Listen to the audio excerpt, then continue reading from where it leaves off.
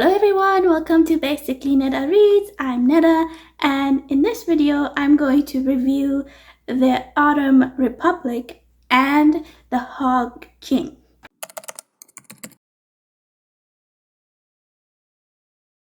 So the last week and a half I've been reading The Autumn Republic and listening to The Hog King, and here's my review for them. It's been a little late because I was trying to finish both of them, so sorry, it's gonna go up a little late.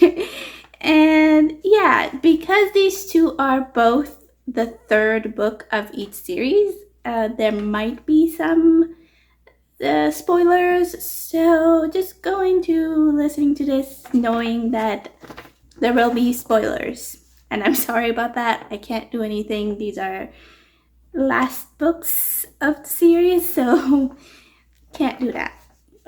So I'm just gonna start with Autumn Republic and then go to the Hog King. The Autumn Republic is the third book of the Powder Mage series by McClellan. This is basically a roller coaster for me. It was very much a roller coaster. The first book I enjoyed very much. I was hooked and I wanted to read more and more. And then the second book, it was okay. I enjoyed the plot and I enjoyed the story, but there were two storylines that was lagging, and it made me just want to read because I wanted to know what the other storyline that I was interested in was happening to, and it all is very close knit together, so I had to read everything in order to know. And yeah, and then in the Autumn Republic, which is the third book and the last book of the series, everything was just lagging. It was just so I felt like we needed to move on a little bit faster, and I was not like, this is why it took so long for me to do this review, because it took me a lot longer than I normally would read these kind of books. And yeah, that was one of the first things that was not really working for me. And then the second thing that wasn't work for me was the fact that the inner monologues for these characters was just not working. The first two books, you get the inner monologues. They're talking to themselves in their brains, and you are learning about their backstory and what their characteristics are and those kind of things with their inner monologue. Well, in this book, there was a little bit of it, but the rest was just melancholy. It was just not necessary. All of these could have been done in just showing us the actual action of what was happening, instead of us listening to a page and a half of someone talking to themselves and, oh my god, this happened, oh my god, that happened, and those kind of things. And it just didn't work for me. Not to say that it was a bad book, it just, the writing wasn't there anymore and it lagged on. Yeah, the other thing that I really didn't like was the fact that there were too many events happening in this book and it didn't close up the storylines properly.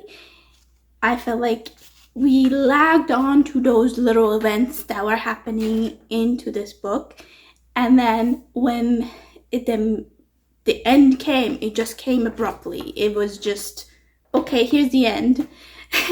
And it was like all of that, like 400 pages for nothing, and then we get to the ending and it's just okay, it's ended. I mean, it was an okay ending, but it felt very rushed compared to all the information that we were getting from the beginning of this book and all these different events that were happening. And there was just certain things that was just not necessary. In my opinion, it was just not necessary. Why do we need so much depth of death and all that other things? It was just move on, move the plot.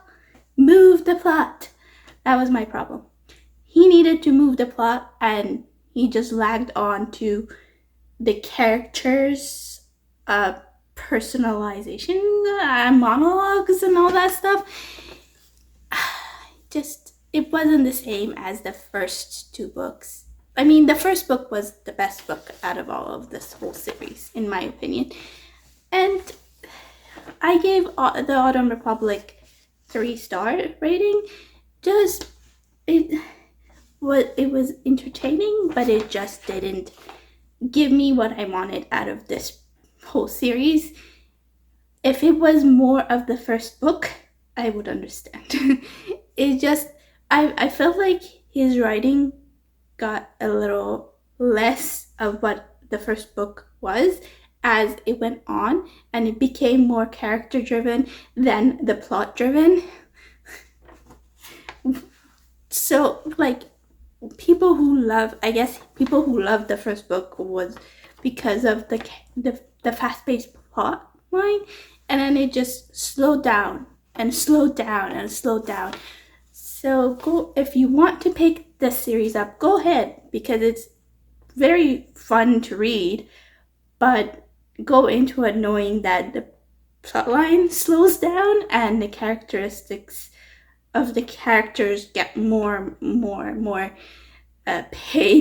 written page for them, and it becomes more of a relationship thing and political thing. And then the last book was just a mishmash of politics and infantry problems all together, and I was not impressed. So yeah, that was my physical book / ebook.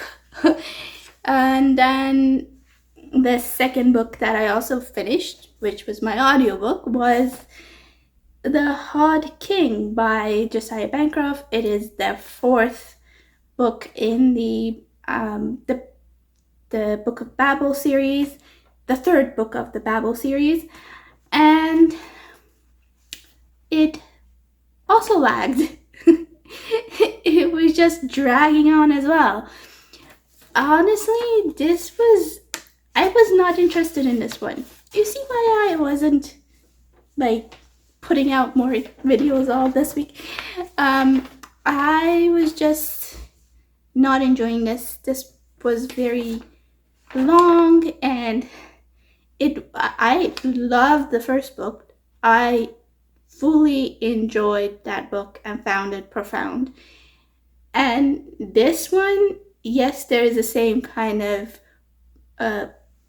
storytelling, but it became more political, and there's one major, I would say, explanation that was from the first book to this book, and we've been waiting for it, and it finally came out, and it was just lame. I was not impressed with it. It just did not satisfy my interest in this book, and it just fell flat. I felt like it wasn't working. It was it's about relationships and politics, and the only thing that is making this book go on with the same as the series is the fact that it's about relationships and someone learning about himself. My only problem with this is that this could have been just a standout and like a standalone, and we wouldn't even know that this was part of the Book of Babel series. unless like there that one plot was in there. It just, yes, there's the same characters and those kind of things that are coming in. I just didn't feel like it was being in a series kind of thing. I don't know. I gave it a 3.5.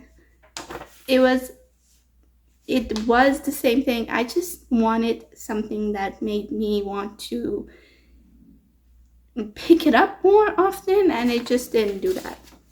I felt like, yes, we've got the same kind of philosophical questions over and over and over again, yet now it's just redundant.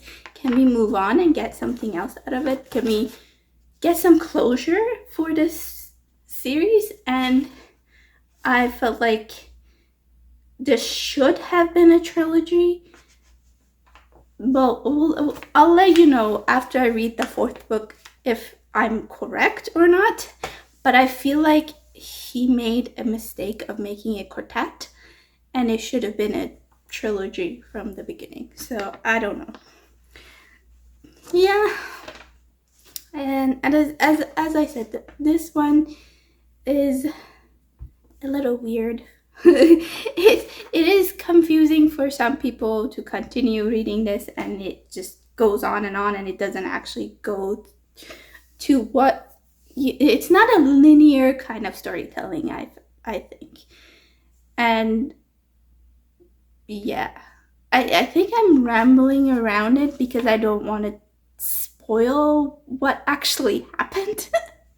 So yeah, so if you watched all the way here, thank you for watching. Those were the two books that I read this week and a half. Yeah, wasn't having a very interesting week. I did finish them, I read them, I listened to them, and yeah, I at least finished one series, and I will probably finish this other series. And I was also starting to read the Ship of Magic, but my hold went away for that one, so I have to wait another 20 weeks for that one, so we'll see what happens with that. And yeah, I'm going to start reading my buddy read soon. And thank you for watching. If you have read any of these books, if you have read any of the Powder Mage books, or if you have read any of the Books of Babel book, let me know. And did you like them? Did you not like them? Comment down below and we can chat. And if you like this video, please give it a thumbs up. If you want to see more, please subscribe. And I will see you in the next one. Bye.